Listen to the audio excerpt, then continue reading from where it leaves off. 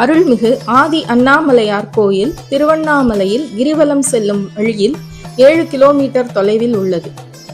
பஞ்சபூத தலமான திருவண்ணாமலை அண்ணாமலையார் திருக்கோயிலுக்கு முன்பாக ஆதி அண்ணாமலையார் கோயில் இருந்ததாக வரலாறு சான்றுகள் கூறுகின்றன.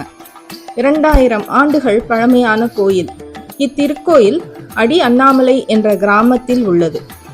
ஆதி அண்ணாமலையார் திருக்கோயிலில் மூலவர் சுயம்பு ஆதி அண்ணாமலையார். இத்தலத்தில் உள்ள மூலவர் சிவபெருமானை பிரம்மதேவன் பிரதிஷ்டை செய்திருப்பது சிறப்பானது. மாணிக்க வாசகர் திருவெம்பா பாடிய திருத்தலம். அண்ணாமலையாரின் முதல் திருத்தலம் ஆதி அண்ணாமலையார் கோயில். தாயார் அபித குச்சலாம்பாள்.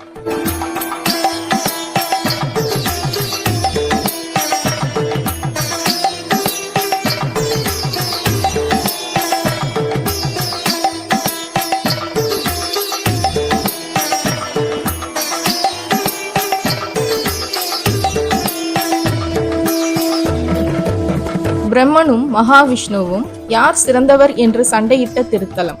இருவர் முன்பும் தோன்றிய சிவபெருமான் யார் என்னுடைய அடி அல்லது முடியை முதலில் கண்டு திரும்புகிறார்களோ அவர்களை சிறந்தவர் என்று கூறி மறைந்தார்.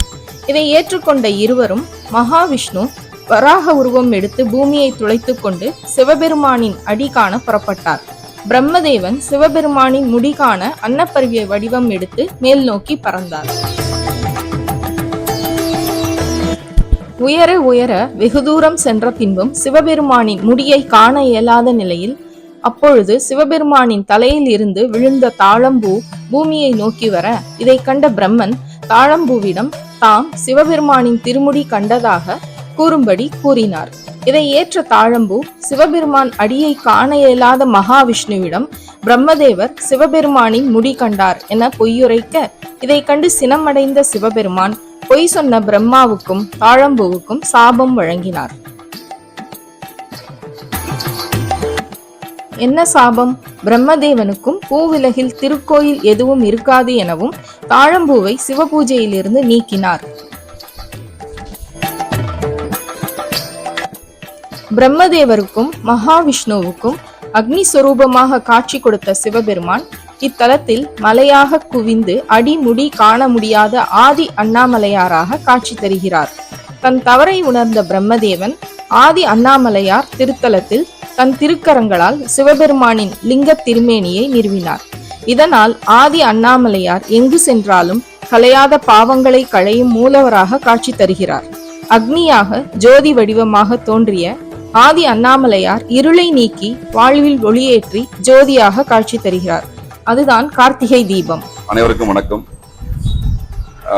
நினைத்தாலே முக்தி தரக்கூடிய ஒரு ஸ்தலம் தான் இந்த திருவண்ணாமலை அருணாசல ஈஸ்வரர். உங்களுக்கு எல்லாருக்கும் தெரிஞ்சிருக்கும் கிரிவலத்தினுடைய மகிமை என்னன்னு சொல்லிட்டு. லட்சக்கணக்கான மக்கள் இன்று வரைக்கும் மிக நம்பிக்கையோடு செய்யக்கூடிய ஒரு விஷயம், பிரதான விஷயம் இந்த கிரிவலம்.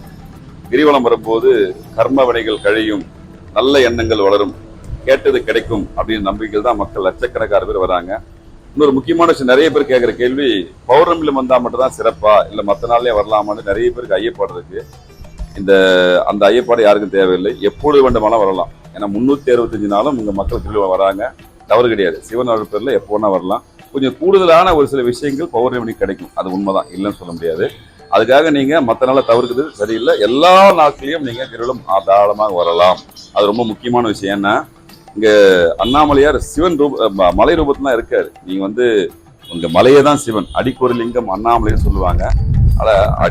அடிமுடி காடாத அண்ணாமலை, மும்மூர்த்திகளுக்கு யார் பெரியவங்க சொல்லிட்டு அந்த காலத்திலே அவங்களுக்குள்ள ஈகோ கிளாஷ் வரும்போது பிரபஞ்சத்துக்கே முதன்மையான தெய்வம் சிவன் தான் அப்படின்னு சொல்லிட்டு ஒத்துக்கொள்ளப்பட்ட இடம் தான் இங்க அடி அண்ணாமலை தான். ஆதி அருணாசலேஸ்வரர் கோயில் இருக்கு. அது சம்பவம் நடந்த இடமும் அந்த இடம் தான். அதனால அந்த பிரபஞ்சத்துக்கே ஒரு சக்தியை தரக்கூடிய தெய்வம் நம்மளுக்கு இங்க மலையோட சிவபெருமான் காட்சி கொடுக்கிறார். அதனால மர்மம் நிறைந்த அருள்மிகு ஆதி அண்ணாமலையார் கோயிலின் பல ரிஷிகளும் சித்தர்களும் தவம் இருந்த மலைப்பகுதியாக இருந்திருக்கலாம் என அறியப்படுகிறது. கோயிலில் நடை தினசரி காலை 6 மணி முதல் மதியம் 12 மணி வரையிலும் மாலை 4 மணி முதல் 8:30 மணி வரையிலும் திறந்திருக்கும். விழா காலங்களில் நடை திறக்கப்படும் நேரம் மாறுபடலாம்.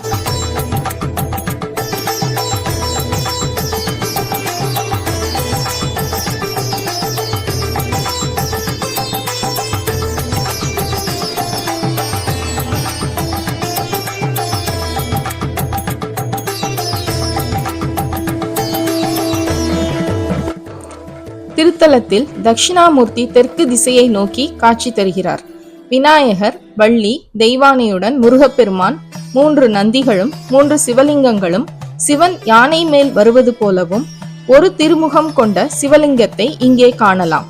தென்மேற்கு திசையை நோக்கியுள்ள இந்த திருத்தலத்திலிருந்து திருவண்ணாமலை அருள்மிகு அண்ணாமலையார் கோயிலுக்கு செல்ல குகைகள் இருப்பதாக புராணங்கள் கூறப்படுகிறது. மூலவர் சந்நிதியில் பிரம்மாவும் மகாவிஷ்ணுவும் காட்சி தருகின்றனர். அவருடனும் கஜலட்சுமியும் தனியாக காட்சியளிக்கிறார். கோயிலின் தீர்த்தம் பொங்குமடு எனவும் தலவிருட்சம் வில்வமரம்.